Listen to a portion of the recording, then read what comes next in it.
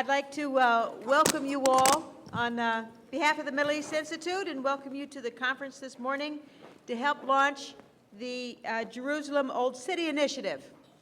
And I would especially like to thank the governments of Canada and Norway for their commitment to seeking peace in the region and throughout the world, as is once again demonstrated by their support for this conference this morning.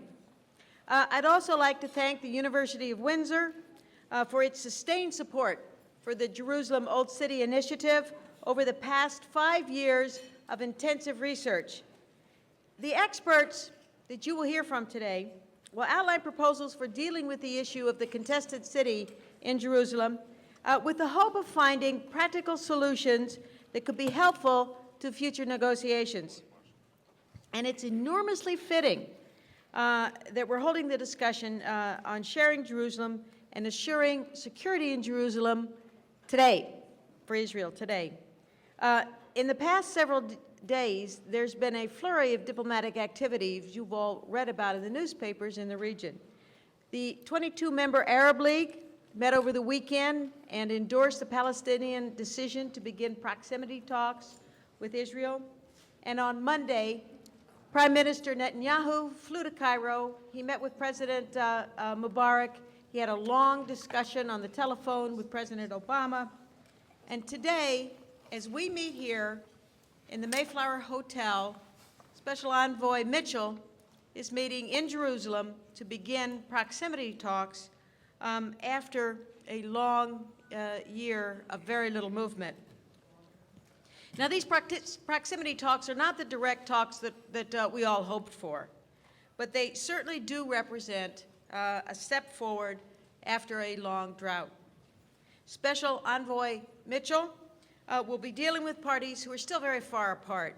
The Israelis argue that the core issues, final borders, refugees, and the control of Jerusalem, can only be resolved in direct negotiations, and they'd like to move to those direct talks as soon as possible.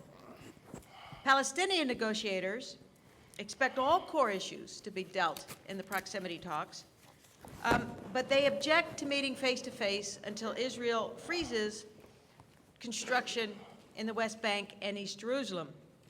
Prime Minister Netanyahu is committed to partial freeze in the West Bank at least until September, but not in East Jerusalem, where they still claim sovereignty.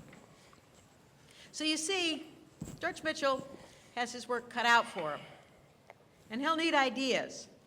So our hope today is that the outcome of this conference will begin to provide some of those ideas on Jerusalem. Our special thanks to Middle East Institute scholar Art Hughes, who's been working with the JOCI security team over the past 5 years, and who first brought the suggestion of this conference to us some time ago. Art is a career Foreign Service officer, now retired. He served as ambassador to Yemen from 1998 to 2000.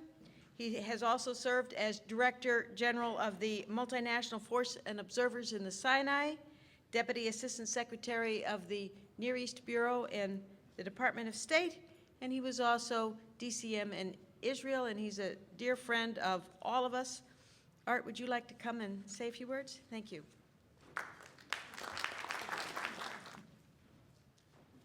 Thank you very much, Wendy. That was almost an embarrassing introduction.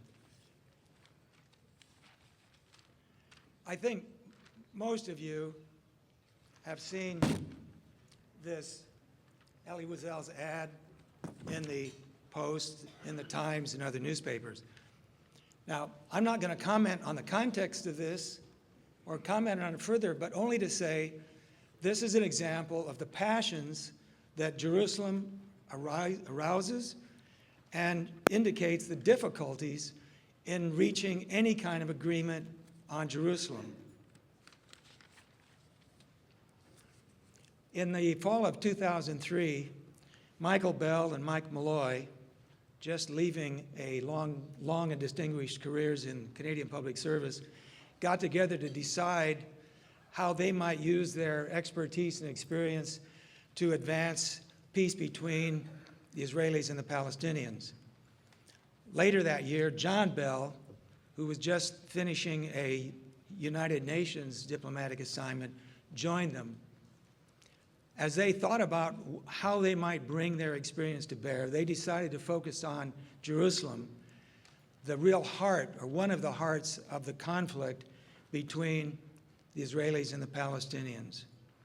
They thought by using their own experience, their contacts, and after raising some money from the Canadian authorities, the Canadian government, by working together with Israelis, Palestinians, and others, over time, they could develop ideas to address the question in a final status agreement, how might Jerusalem be handled to the mutual satisfaction, basic satisfaction of both communities and both states. Well, after almost now 6 years of work, they have, the Jerusalem Old City Initiative has reached some conclusions that you will hear details about this morning. This is a track 2 exercise, thanks mostly to the Canadian government who financed it, but the Canadian government did not have any input into the actual study or to the conclusions. So this is a true track 2 exercise. Before passing the podium on to Dr. Tom Najm, I'd just like to point out what our working hypothesis has been throughout the Jerusalem Old City Initiative work. First, that there would be agreement on a 2-state solution. Second, our assumption was that there would be 2 capitals. Yerushalayim would be the capital of Israel. Al-Quds would be the capital of Palestine.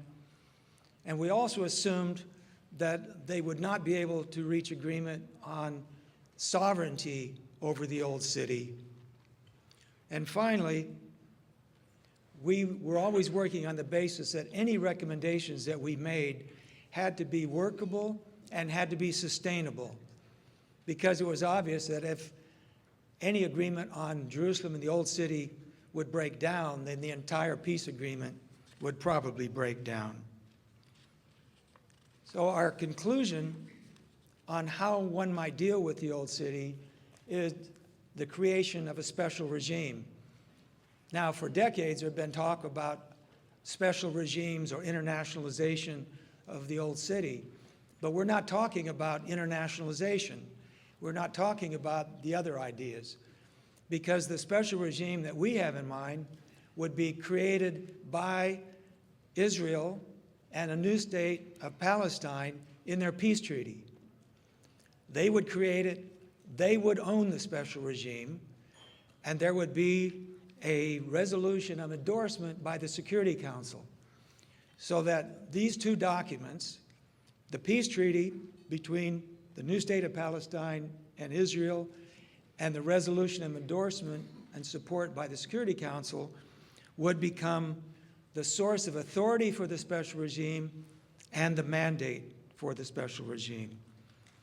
As I said, you'll be hearing about the details, a discussion among all of the participants and partners in the Jerusalem Old City Initiative. But I want to make just one final personal comment. It seems to me that the special regime, as we have developed it, would probably be the best second choice of both parties. The first choice, of course, of Israel would be, we have it, but we'll make special arrangements for Palestine. I don't think the Palestinians would accept that. The first choice of the Palestinians would be, you have it, but we have the best legal claim, and no state in the world has accepted that you have it and you may keep it. Israel would most likely refuse that. So what is the fallback? What is the best fallback?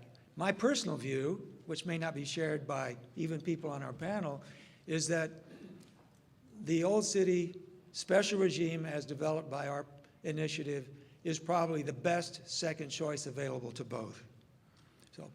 So thank you very much. I'd like to turn this over to Dr. Tom Najm, the head of the Political Science Department of Windsor University and the project manager for the initiative. Thank you very much.